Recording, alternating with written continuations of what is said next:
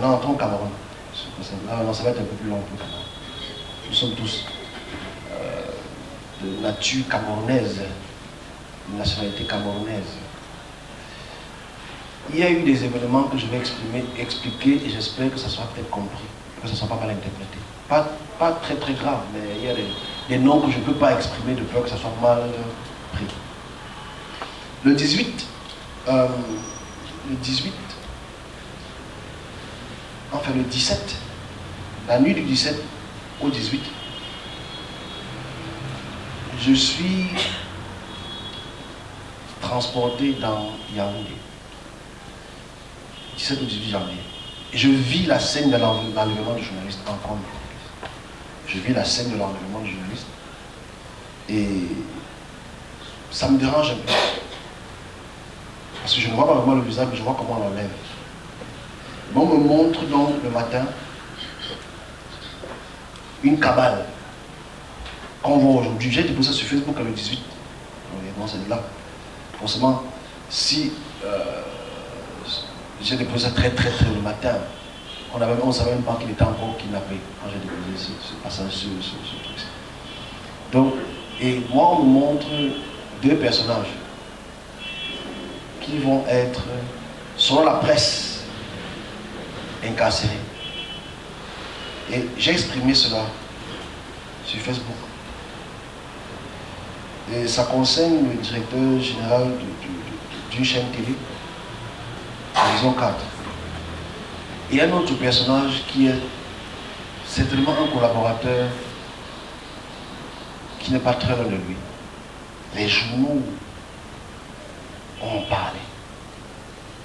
Les journaux ont stipulé cela. Les journaux en ont parlé. C'est vrai qu'aujourd'hui on parle parce qu'on l'accuse aujourd'hui. Hein? Quand je le disais à la veille, c'était pas très clair. Aujourd'hui, je pense que tout le monde l'accuse, mais il faut dire les choses clairement. Parce que je vais dire les choses, ce que je sais. Et que ça me donne la bonne presse ou la mauvaise presse, c'est pas mon problème. Vous savez, il faut avoir une particularité visuelle pour comprendre le mouvement du Cameroun. Ce monsieur a les mains très sales. Très sales, ça me fait. C'est pas un débat. Mais ce n'est pas lui le commanditaire de cette mort-ci. Malheureusement. Et c'est une chose qui ne va pas me servir ou les servir, mais ce n'est pas lui qui est le commanditaire de cette mort-ci particulièrement. Commanditaire de loin ou de près. Parce qu'il y a des vraies questions qu'il faut se poser sur les dossiers qu'on va sortir encore tout à l'heure. C'est qui sont les auteurs de tous les dossiers que nous en sortons? Qui sont les auteurs de tous les dossiers que les journalistes reçoivent? Qui sont les auteurs? D'où est-ce que viennent ces dossiers? Parce que c'est les vrais problèmes qu'il faut qu'on ait en question. Qui est-ce qu'on veut? Quelle image est-ce qu'on veut ternir? Qui est-ce qu'on veut gâter? Quelle image est-ce qu'on veut gâter dans cette question-ci? Vous savez, en 2019, j'ai expliqué, j'ai proposé ça sur Facebook. En 2019, j'ai vu une conspiration autour d'un général.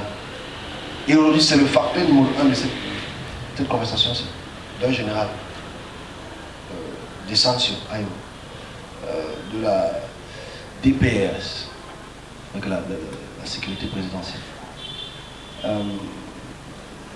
On peut comprendre qu'il y a des bagarres de pouvoir, c'est normal qu'il y ait des bagarres de pouvoir. Dans tous les pays, il y a des bagarres de pouvoir. Mais les séquelles aujourd'hui sont très graves parce qu'en fait,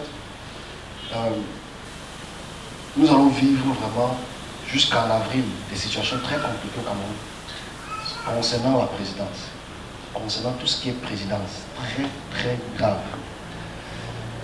Parce qu'il y aura encore forcément d'autres morts. Je vais expliquer ça tout à l'heure. Donc, ce grand général sera aussi entouré de beaucoup de polémiques, comme ça a déjà commencé. Ça a commencé, parce que les dossiers qui sont sortis, où ça accuse le monsieur en question, ça ne vient que de son service. Et les problèmes vont commencer dans son sens. Parce qu'il y aura des factions qui vont vouloir l'éteindre. De peur qu'il ne prépare ce qu'on pense qu'il peut préparer. Pourtant, il ne prépare rien, au sens propre.